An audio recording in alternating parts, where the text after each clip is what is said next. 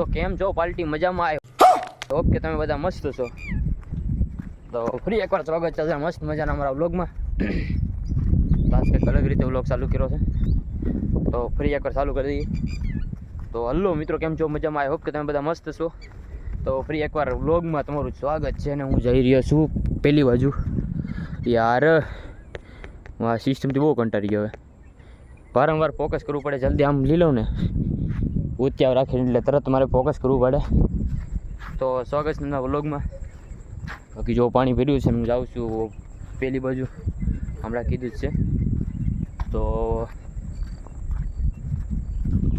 તેનું કે સાંજનો સમય થઈ ગયો છે, તો બધાને ગુડ ઇવનિંગ.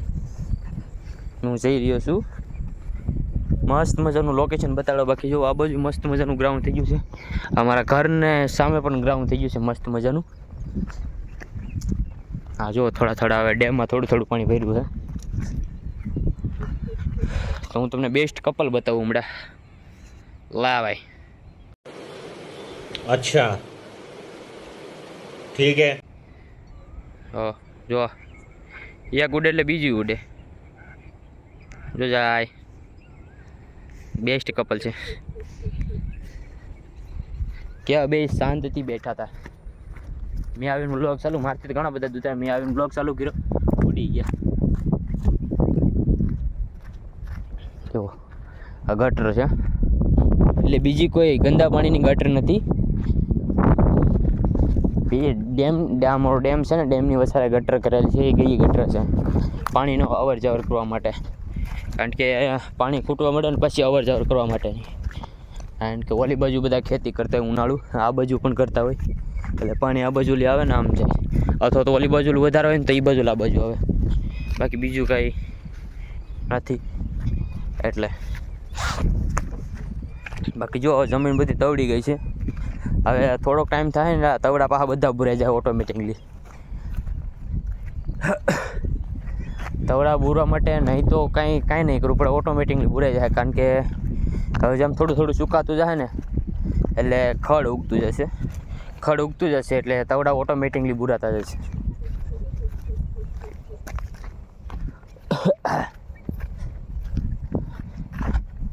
બાકી જો નજારો તમને આમ દિલ ખુશ થઈ જાય એવો નજારો છે મિત્રો. પણ એકવાર નજારાની મોજ માણવી પડે મસ્ત મજાની. પણ આ બાજુ બીકે બહુ લાગે. કારણ કે હજી મન તો નથી લાગતી, કે અમારે તો ઘણા ટાઈમથી 5-6 વર્ષનો અનુભવ છે, એટલે બીક ન લાગે. અમુકને જે હાઉસથી બીતા હોય એને બીક લાગે ને. હું તમને હમણાં ડેમો બતાડું. એટલે ડેમો નથી, ઓરિજિનલ જ છે, પણ હું ડેમો કહું છું. જુઓ હા ડેમો.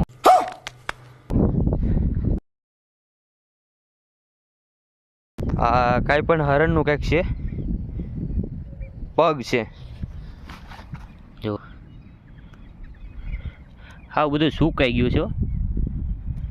જો ના આવું બધું પગ હોય. જો આ બધું આમાં મળતું હોય. જો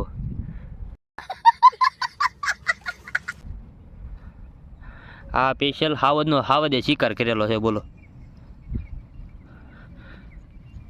આ જે હું નીલગાય કહી ને, આ એનો પગ છે. નીલગાયનું બચ્ચું હોય એટલે એવી ખબર તો ભૂરા કલરનું હોય ને પછી જેમ ગૌઢું થઈ જાય એટલે બ્લેક થઈ જાય.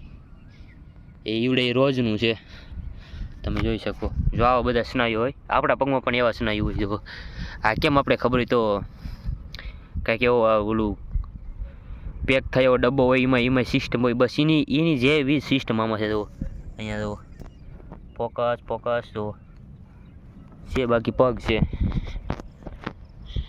જુઓ, બધું ગજબ છે મિત્રો. અહીંયા એ કરશે હવે એને રહેવા દઈ, કારણ કે એને તો શું કરવું છે.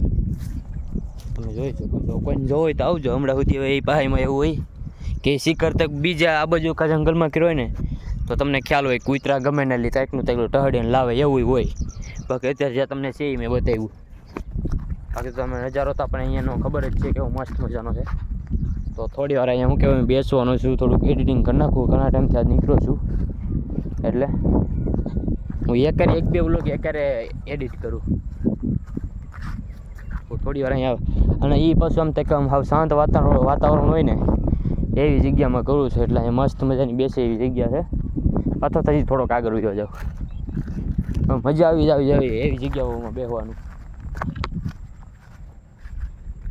આમ તો અહીંયા જ બેસી જાવ, ઓલી બાજુ બહુ ઘરે જવામાં એમાં થઈ જાય ને ઘરે પાછા બીક તો ન લાગે, મને તો બીક ન લાગે, પણ ઘરે પછી ખીજાય એટલે મજા ન આવે. એ કરતાં હટ આપણું કામ પતે એટલે ભાગવાનું.